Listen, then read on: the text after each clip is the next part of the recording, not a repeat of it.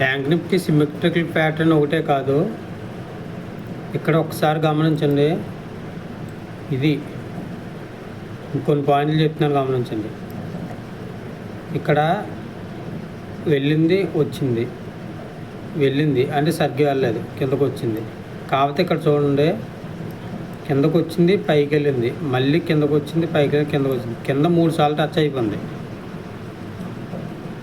కానీ బ్రేక్ అనేది సరిగ్గా రాలేదు.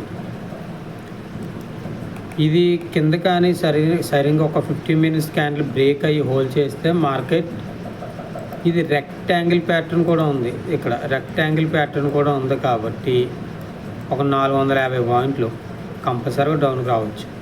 రెక్టాంగిల్ ప్యాటర్న్ ఇది లేదు, ఈ పైకి ఈ ట్రెండ్ లైన్ కానీ ఈ ట్రెండ్ లైన్ కానీ కిందకి, ఇది కిందకే వచ్చిన రెక్టాంగిల్ ఉంది అండ్ సిమెట్రికల్ ప్యాటర్న్ కూడా ఉంది.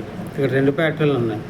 అయితే రెక్టాంగిల్ ప్యాటర్న్ ప్రకారం అయితే 450 పాయింట్లు, సిమెట్రికల్ ప్యాటర్న్ ప్రకారం అయితే 1200 పాయింట్లు. అంటే 1200 పాయింట్లు అయితే ఇవాళ కావచ్చు, రేపు కావచ్చు. కంపల్సరీగా 1200 పాయింట్లు మూవింగ్ అనేది కంపల్సరీగా ఉంటుంది.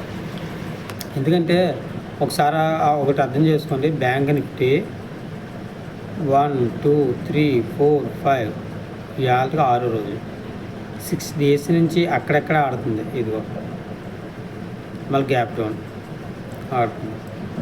మూవ్ అనేది కంపల్సరీ ఉంటుంది. నేనేమనుకుంటున్నానంటే ఇది అప్ మూవా డౌన్ మూవా అంటే చెప్పలేకపోతున్నాం బ్యాంక్ నిఫ్టీ. ఎందుకంటే నిన్న నిఫ్టీ స్ట్రాంగ్ ఉంది, నిన్న బ్యాంక్ నిఫ్టీ వీక్గా ఉంది.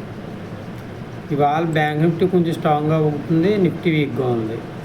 చెప్పలేకపోతున్నాం ఏది ఎలా ఉన్నది అని.